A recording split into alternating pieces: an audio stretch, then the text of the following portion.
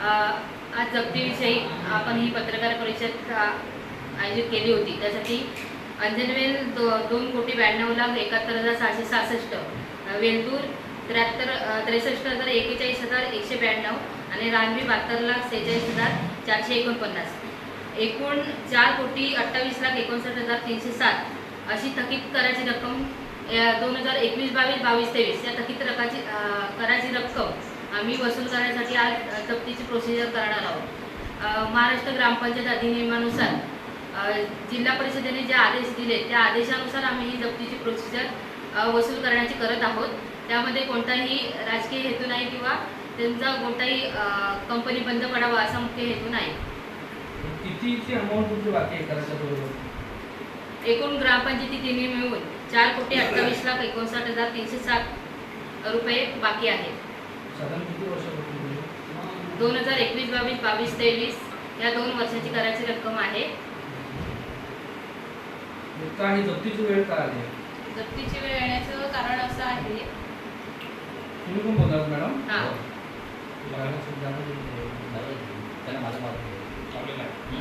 Mobile तर आप देणार. आपण वारंवार जे काय ग्रामपंचायतची अधिनियमाप्रमाणे जे प्रोसिजर असेल, बिल बजावणे, मागणी हुकूम देणे, ह्या सर्व प्रोसिजर केलेल्या आहे. तसंच जरी कंपनी आता हायकोर्टमध्ये अपिलात गेलेली असली तरी कोणत्याही प्रकारची आपल्याला स्थगिती आलेली नाही. त्याच्यामुळे आपल्याला ग्रामपंचायतीला ते जप्तीचे अधिकार आहेत. त्यामुळे जिल्हा परिषदेच्या आदेशांचा आम्ही मान राखून त्या जप्तीची कारवाई करत आहोत. पोलीस संरक्षण वगैरे मागवले?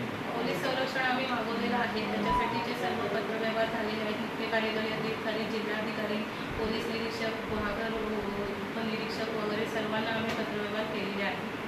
जप्तीबाबत पालकमंत्री असेल किंवा स्थानिक आमदार असतील किंवा राज्य लेवलला तुम्ही त्याविषयी चर्चा वगैरे काय झाली काय? पालकमंत्र्यांशी चर्चा झालेली नाही, पण आमदार साहेबांशी आमची ह्या संदर्भात चर्चा झालेली आहे. मूल्यांकन कसं करणार तुम्ही जप्तीची रक्कम आणि त्यांची मालमत्ता कसं करणार? आपण जिल्हा परिषदमधून उपअभियंता त्यासाठी मागवलेले आहेत. त्यांच्या त्या वस्तूच्या किंवा मालमत्तेच्या त्याची जी काही किंमत निघेल त्या गोष्टीला आपण सील करणार. त्याच्यानंतर आपण त्याच्यात त्यांना थोडा अवधी देणार.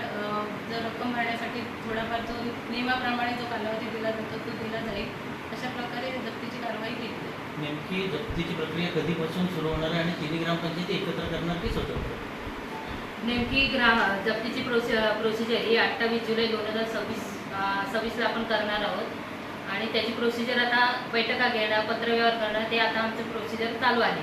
तिन्ही ग्रामपंचायती एकत्र करणार? तिन्ही ग्रामपंचायती मिळून एकत्रच करणार आहोत. त्या ग्रामपंचायतच्या मूल्यांकनानुसार अभियंता यांच्याकडून त्या इमारतीचं मूल्यांकन करून आम्ही करणार आहोत. एवढी मोठी रक्कम थकीत आहे, त्यामुळे चालू अशी कोणती विकास कामं आहेत की ज्याला खीळ बसले?